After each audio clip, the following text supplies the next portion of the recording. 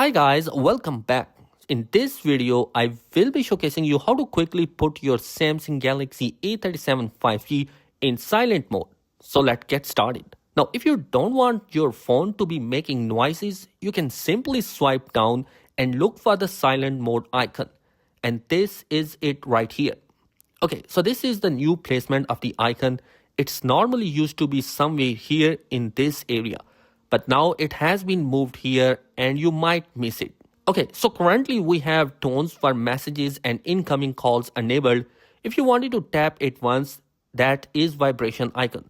So that means your phone is going to be vibrating for incoming calls and notification. And if you tap on it again, it cancels even the vibration, so no sound, no vibration.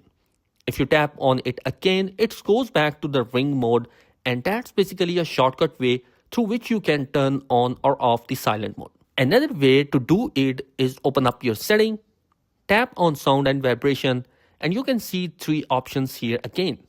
First is sound on. You can choose to have your phone vibrate while it's ringing or making sound.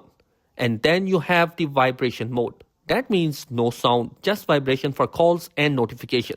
And then you can completely mute, which will turn off everything. All sounds of the phone and all the vibrations are going to be disabled.